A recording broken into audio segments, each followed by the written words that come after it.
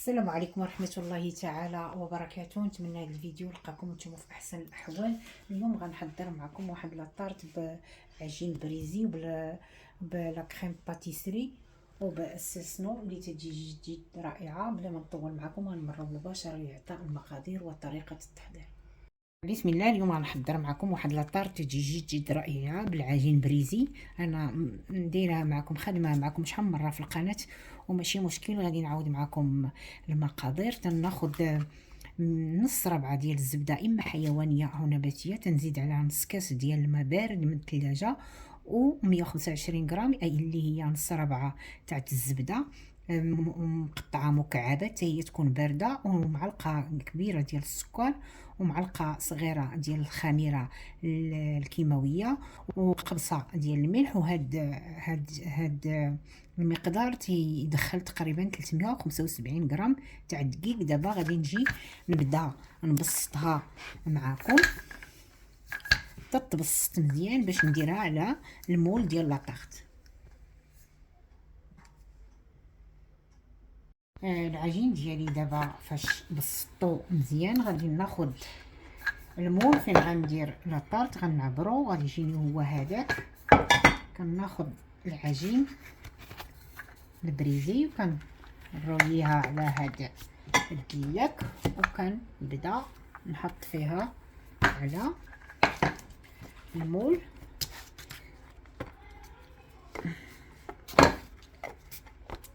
صافي غادي نبدا ننزل فيها هكا وغادي نقطع هاد الطريفات اللي شايطين.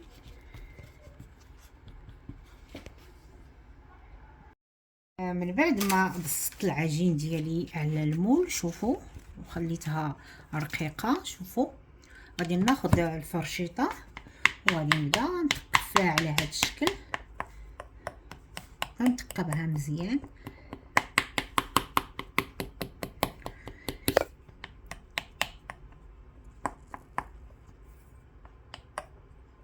قد ما تقبناها مزيان قد ما تتشد لاباز ديالها لتحت.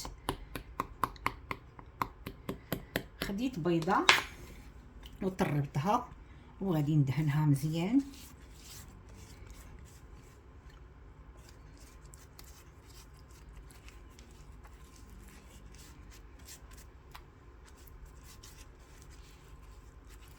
صافي وخديت هذاك الورق ديال الفرن ودرتو عليها، وكما العاده الحجيرات اللي محتفظه بهم، اللي ما عندوش حجيرات راه تيدير حماص ولا العدس، المهم ولا اللوبيا اللي يبرك عليها باش ما توقفش.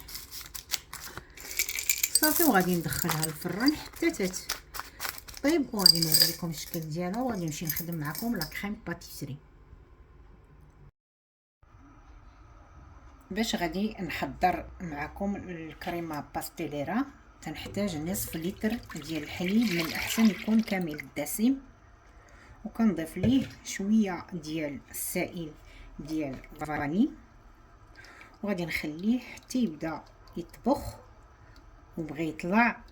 وعاده غادي نمشي دابا غادي نصاوب معكم بقيه تحضير الكريمه.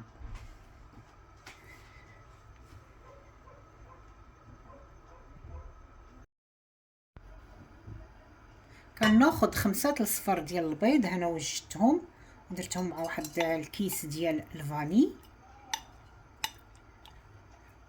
غادي نخلطهم مزيان حتى يضاعف الحجم ديالهم ويتبدل لهم شويه اللون. وغادي نضيف من بعد 100 غرام ديال السكر.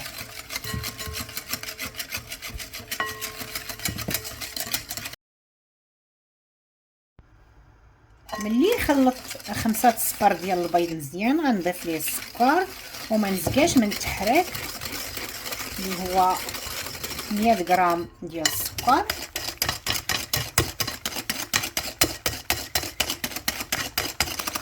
وغادي نضيف ليه 50 غرام ديال المايزينا او دقيق الذره الابيض. غادي نخلط مزيان وغنبدا نزيد بشويه بشويه مع التحريك الجيد. تقريبا بغى يبدا يطبخ غادي نطفي عليه وغادي نديرو في هاد الكاسرول باش ما يكونش سخون بزاف كما كتشوفوا معايا.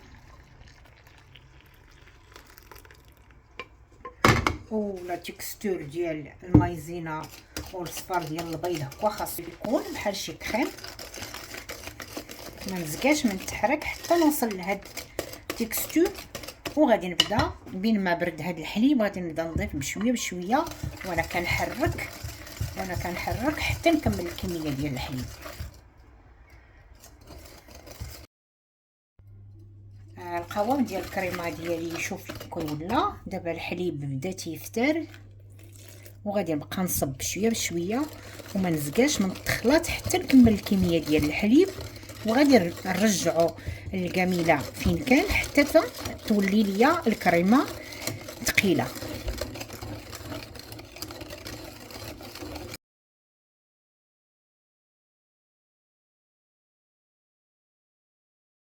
ديالي دابا غادي ندير ليها البلاستيك الغذائي، وعفوا قلت لي بغيت نقول لكم القشره قلت لكم التكماش هكا. غادي نخليها حتى تتبرد وغادي نزين بها لا طاغت بريزي ديال الساسمه.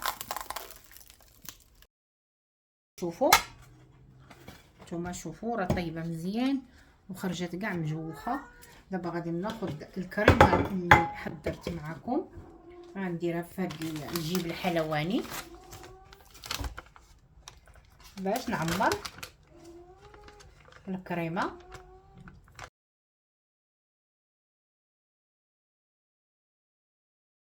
من بعد ما درت الكريمه في الجيب الحلواني غادي ندوز عليها كامله كما كتشوفوا معايا.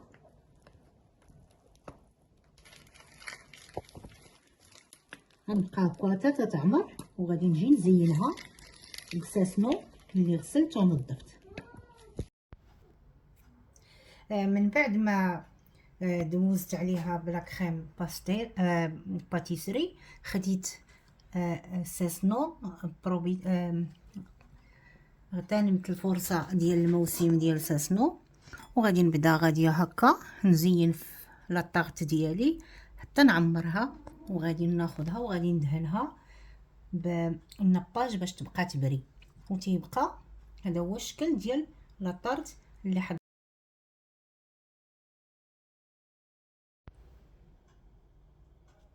وتيبقى هذا هو الشكل ديال لاطارت اللي حضرت معكم ديال الساسنو. حاولوا تجربوها راه كتجي زوينه بزاف، وبحال العاده ما تنسونيش بالبارطاج مع الاهل والاحباب، وحاولوا تبارطاجيو الفيديو مع